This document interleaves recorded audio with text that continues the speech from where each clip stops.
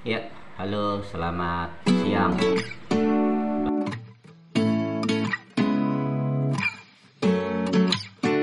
Bapak-bapak, ibu-ibu, saudara-saudari dimanapun Anda berada saat ini. Kali ini jumpa lagi dengan saya melalui Gapa Dogom. Dan di sini Bapak Ibu saya akan berbagi yaitu tentang pengertian kelompok tani. Jadi mungkin di dalam kehidupan kita sehari-hari ya, kita sering mendengar istilah atau kelompok tani ini ya. Namun mungkin juga kita belum paham atau belum memahami apa sih arti yang sebenarnya dari kelompok tani itu.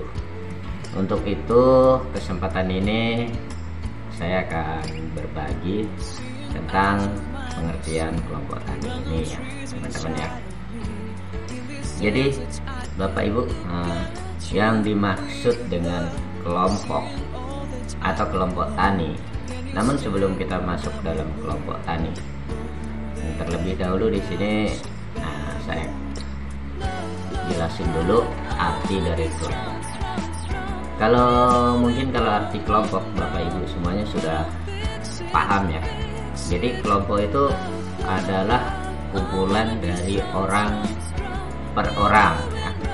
Mungkin orang kumpul 1, 2, 3, 4, 5 mungkin sampai 15 atau 20 orang kumpul, terus membuat satu tujuan atau melalui musyawarah ya, kumpul musyawarah, dan dari kumpulan inilah disebut kelompok karena melalui musyawarah tadi, kumpul dari 20-an orang tadi memutuskan atau merencanakan sesuatu untuk mencapai tujuan yang sama, itu kelompok. Dan seperti yang saya sampaikan bahwa saya akan menyampaikan pengertian kelompok tani. Kalau kelompok tani juga sama Bapak Ibu. Jadi kelompok tani, kelompok ini artinya kumpulan-kumpulan atau tadi yang saya bilang kumpulan orang per orang yang di sini karena kelompok tani jadi dia lebih memiliki tujuan yang jelas ya. Kayak misalnya kelompok tani otomatis kumpulan orang-orang atau petani. Petani ini tidak cuma petani yang nanam-nanam tanaman aja, bisa jadi petani itu juga termasuk di dalamnya ada peternak, terus pekebun, dan disinilah mereka membentuk suatu kelompok atau berkumpul. Tapi di sini ya Bapak Ibu, kelompok ini misalnya kelompok petani, otomatis dia berkumpul dengan petani juga. Misalnya di sini petani yang memiliki budidaya, misalnya budidaya bersawah atau juga nanam palawija, terus misalnya juga nanam sayur-sayuran, dan juga di sini juga memiliki aktivitas sebagai peternak, mungkin ternak kecil, ternak besar, atau ternak sedang ya. Di sini saya sampaikan ternak kecil, mungkin ya kayak ternak ayam, ternak bebek gitu ya. Terus ternak sedang ini ya mungkin di atasnya mungkin kambing, terus juga ada sapi. Dan juga pekebun Bapak Ibu. Pekebun ini misalnya dia membudidaya juga, cuma yang dibudidaya ini karena kebun ya, bisa jadi dia berkebunnya itu tanaman keras ya, karena disebut perkebunan. Perkebunan itu pastinya tanamannya itu keras atau berjangka panjang. Misalnya ya kayak tanaman karet, tanaman buah-buahan, tanaman sawit, kelapa sawit itu ya, jadi dia disebut perkebunan. Terus jadi di sini Bapak Ibu, orang yang memiliki pekerjaan seperti ini, mereka berkumpul atau membentuk kelompok tadi. Jadi saya ulangi, kelompok tani artinya atau pengertiannya yaitu kumpulan petani, peternak, pekebun yang dibentuk atas dasar kesamaan kepentingan dan juga kesamaan lingkungan kita, terus dan juga mungkin kesamaan sosial budaya, terus ekonomi dan sumber daya itu juga boleh. Jadi membentuk suatu kelompok.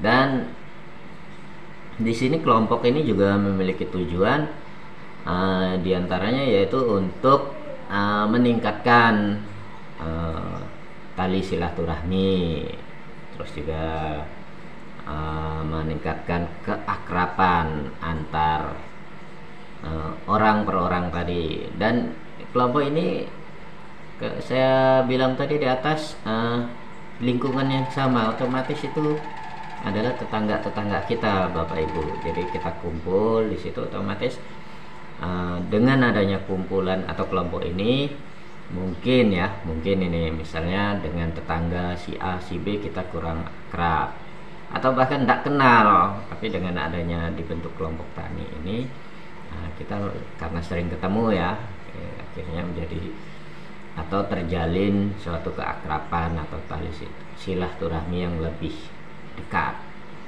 Dan di sini kelompok tani ini harus memiliki tujuan yang sama ya Bapak Ibu. Misalnya dalam kelompok tani ini setelah memiliki kesamaan tadi ya, kondisi lingkungan, sosial, budaya atau ekonomi. Jadi kalau di dalam budidaya misalnya kita bersawah, usahakan kita membuat kelompok tani itu anggotanya itu atau orang-orangnya itu sama-sama memiliki sawah ya Bapak Ibu, karena ini akan lebih memudahkan kita untuk bermusyawarah. Contoh kita membentuk kelompok tani yang usahanya adalah bersawah ya, di sini saya katakan bukan berarti kelompok tani itu tidak boleh membudidaya yang lainnya ya Bapak Ibu, itu bukan itu maksud saya. Tetapi dengan adanya lingkungan yang sama, misalnya bersawah ya, kita bentuk kelompok tani yang memiliki sawah semua, itu akan lebih memudahkan kita. Walaupun di sini pengertian kelompok tani menurut Menteri Pertanian juga ya mengatakan bahwa kumpulan peternak, petani, pekebun, otomatis itu sebenarnya boleh aja. Tapi di sini saya sarankan kalau membentuk kelompok tani itu harus sesuai dengan lingkungan kita. Otomatis maksudnya sama lingkungan tuh tetangga kita, misalnya kita akan membentuk budidaya tanaman padi sawah, otomatis anggotanya itu harus memiliki sawah Bapak Ibu, karena di sini akan memudahkan kita. Misalnya dalam kita musyawarah akan menentukan kapan waktu panen, kejauhan ya Bapak Ibu. Kita akan menentukan misalnya budidaya itu dari persiapan lahannya. Misalnya kita akan bergotong royong misalnya. Jadi kita akan menentukan jadwalnya kapan kita bergotong royong. Misalnya di hari besok itu kita gotong royong di tempat Pak Ketua misalnya. Jadi nanti semua anggota akan bergotong royong di tempatnya Pak Ketua. Jadi terus hari berikutnya turun mungkin di Pak Wakil Ketua, sampai dari jumlah anggota itu terkelilingi dengan gotong royong tadi. Jadi, makanya jadwalnya itu harus dimusyawarahkan dalam rapat kelompok Bapak Ibu. Kemudian juga menentukan misalnya kapan waktu semai. Terus waktu semai nanti juga rapat lagi di pertemuan kelompok berikutnya kapan menentukan waktu atau jadwal tanam. Kalau misalnya tidak bisa gotong royong ya misalnya nanam di masing-masing, tetapi dengan jadwal yang sama, misalnya tanggalnya itu sama, misalnya tanggal 1 November 2022 atau 2000 atau Desember ya, 1 Desember misalnya mau melakukan penyemaian gitu ya Bapak Ibu. Nah, otomatis si A ini harus nyemai di tempatnya, nanti si B juga nyemai di tempatnya, otomatis akan terkontrol. Dengan umur semai juga akan sama ya Bapak Ibu. Nanti waktu tanam juga akan ditentukan lagi. Jadi si A tadi nanam di sawahnya dengan tanggal ini, si B juga tanggal ini. Itulah fungsi dari musyawarah kelompok atau rapat kelompok ya Bapak Ibu. Jadi saya ingatkan lagi atau saya ulang kembali bahwa tujuan dari kelompok tani atau pengertian dari kelompok tani itu adalah kumpulan dari petani, peternak, pekebun. Cuma ya seperti yang saya tekankan, kalau membentuk kelompok lebih enaknya itu sesuai dengan lingkungan kita. Kalau lingkungan kita itu misalnya fokusnya di sawah, otomatis ya kelompok tani yang sawah dikumpulin jadi satu kelompok. Nanti yang pekebun buat lagi kelompok yang dia memiliki profesi sebagai pekebun, jadi tanamannya itu jangka panjang. Maksud saya kalau ini dipisah-pisah gini akan lebih memudahkan kita dalam memutuskan atau mencapai mufakat Bapak Ibu. Kalau misalnya petani kita itu bergabung, misalnya ada budidaya sawah, budidaya perkebunan, otomatis tidak akan nyambung Bapak Ibu. Kecuali kalau memang kelompok itu sudah menjalankan sebagai fungsinya yaitu polipalen ya, polipalen. Nah, misalnya petani si A itu dia memiliki budidaya, misalnya ada sawah, ada perkebunan, atau ada ternak. Jadi dia bisa misalnya rapatnya itu nanti pas jadwal rapat budidaya sawah ya otomatis sawah, nanti rapat peternak otomatis peternak. Demikian juga kalau perkebunan dia juga harus. Tapi jangan sampai nanti kita membentuk kelompok tani sawah, tapi anggota kita tidak punya sawah tetapi dia punya kebun. Lalu berpatokan kelompok tani itu kan artinya polipalen, bisa aja budidaya apa aja gitu. Itu sebenarnya boleh sih Pak Bu, tapi itu akan mempersulit kita. Jadi akan lebih aman kalau kita misalnya membentuk kelompok yang sama persis atau tujuannya itu sama.